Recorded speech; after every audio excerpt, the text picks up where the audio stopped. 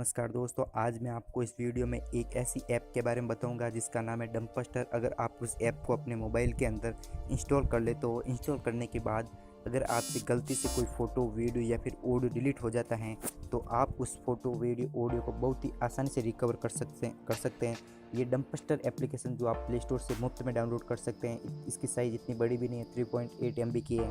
इसे आप वहाँ से डाउनलोड करने के बाद इसे ओपन करना है। ओपन करने के बाद आपसे कुछ परमिशन मांगेगा, उसे परमिशन दे देनी है।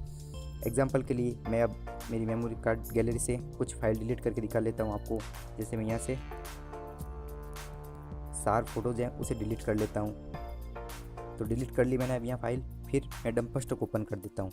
जैसे मैं डंपस्टर को ओपन कर देता हूँ तो आप देख सकते हो ये 4 फाइलें हैं। स्क्रीनशॉट चारों स्क्रीनशॉट है, ये आपको यहाँ बता रहे हैं। अगर मुझे इन्हें वापस रीस्टोर करना है तो इस पर क्लिक करूँगा। जो इमेज मुझे रीस्टोर करनी है फिर रीस्टोर पे क्लिक करूँगा तो ये इमेज आपके जिस फोल्डर में थी वहाँ वापस चली जाएगी।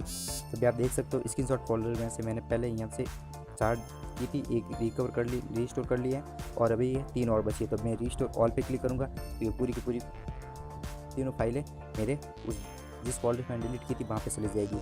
अगर आपका डंपस्टर फुल हो जाता है, आप उसे डिलीट करना चाहते हो तो आपको 3 डॉट पे क्लिक करना है। फिर इम्पटी डंपस्टर पे क्लिक करने के बाद आपको इम्पटी पे क्लिक कर देना है तो आपका डंपस्टर पूरा क्लीन हो जाएगा।